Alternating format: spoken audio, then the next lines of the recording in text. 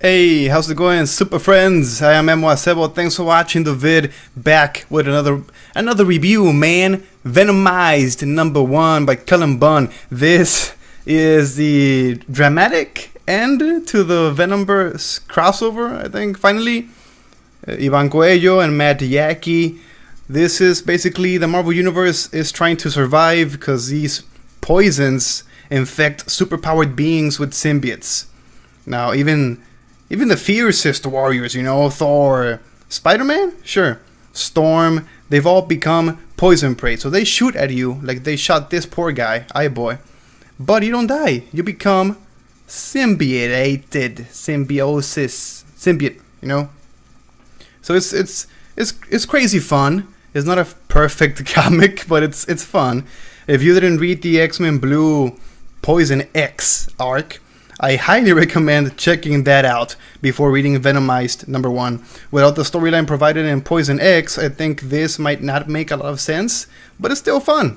If you want to read about the poisons and the venoms and just pure action, like 90s action, go ahead and read it. But if you want to get the gist, read the Poison X arc. Google that shit, The Poison X saw the return of the strange poison aliens Venom encountered in the Venomverse series, so they're more powerful than a normal symbiote, and they fully possess hosts instead of like bonding with them. And at the end of that arc, the poisons were set on taking over Earth and turning everyone into poisons. I love a good ass bamf. Venomized, this issue #1. A poisoned version of X-Force is attacking the Xavier School, so turning numerous students and teachers into symbiote-infected beings.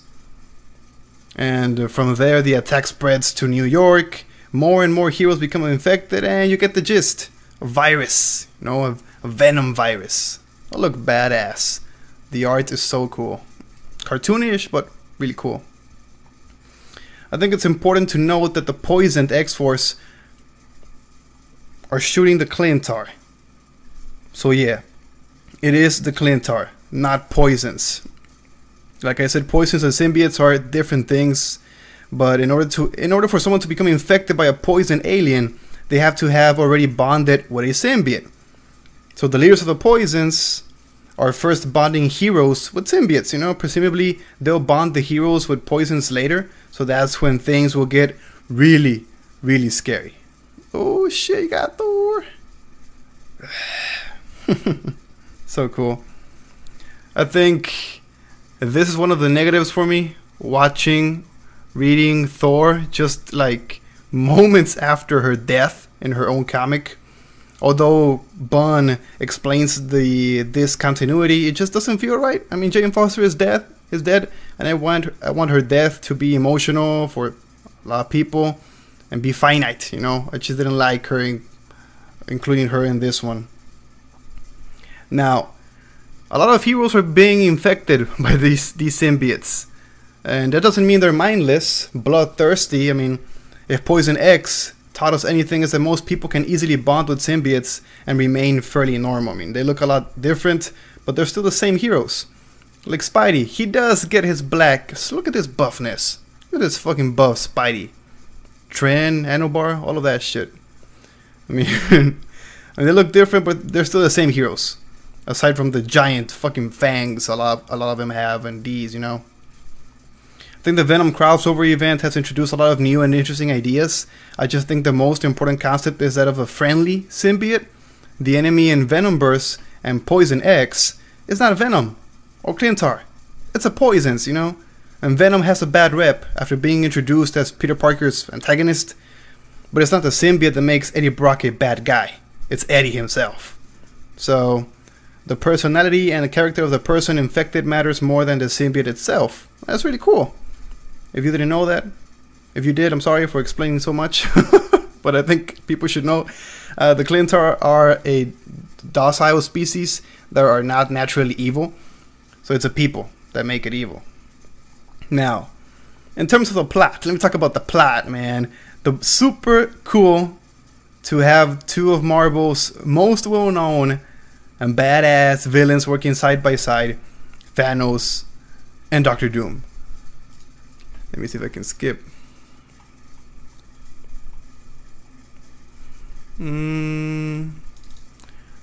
Thanos and Doctor Doom. It's I mean, the Poisons are a great antagonist, but they need bodies in order to cause chaos, you know. Without the host, they're just like creepy crawling aliens. So Doctor Doom and Thanos bring the storyline back to the Marvel universe that everyone knows. Instead of Venomized being a story about Venom, Spiderman, and Poisons, it's a story about everyone in Marvel Comics, from the good guys to the bad guys. So Doom and Thanos' characterizations don't have to stop for the crossover event. A lot of crossover events see a pause in some characters' development. But Venomized #1 does a good job of touching on numerous characters without becoming confusing. Yeah, it's not confusing. Really cool stuff. Look at the symbiote spider. Look at this big ass leg. Some of the art sometimes is not anatomically correct. Like, what the fuck is this? It's a huge leg, dude. It's like a titan leg. Let me go into the... Yeah, some Thanos and Doctor Doom shit again. Like in this sequence, I mean, you can't read it because I go by it really fast. But in this sequence, they're just casually talking about taking over the world in this secret high-tech hideout. You know, Doom admits that he's disappointed. He's disappointed people in the past, but he has no desire to fail her again. And there's a poison-induced image of a woman in a dress here. So this woman's name is not given, so I don't know who that is. Maybe you guys know Dr. Doom lore, you can tell me. I don't know. It's interesting. I thought the woman looked like the Scarlet Witch, like from Avengers, the Children's Crusade, right? And that one Scarlet Witch almost marries Dr. Doom. It was crazy. Maybe Doom never got over Wanda and wants to use the poisons to get her back. I don't know. Maybe Bunn is throwing some Easter eggs for us. Death for Thanos, of course. And the art. We can skip ahead because this is just Spidey battling his symbiote. Symbiote's not wanting to let go. He's loving Spidey. He loves the Spidey juices. Think Iván Coelho's characteristic style is perfect for Venomized #1. I mean, the Coelho sometimes he struggles with drawing realistic humans. I mean, especially women. His renderings of the symbiotes and poisons are phenomenal. I love this art. Slimy tentacles, the gooey clintar biomasses. They're like gracefully disgusting. Some of my favorite panels are transformations and the Spidey stuff, you know. Black Cat. He captures the alien qualities of the matter while maintaining the realistic earthly background. So, really cool stuff by Coelho. In conclusion, look at this shot. Even if Venom is not your favorite Marvel character, you have to pick this one up if you like fun, action, like 1990s Marvel action. Really cool stuff. Cullen Bunn is a hot writer right now. He really knows the Marvel Universe. I think the issue is the beginning of the end for a okay crossover event. I mean, it's well done, it's well produced, but the story is derivative, so I enjoyed it. It's a fun read.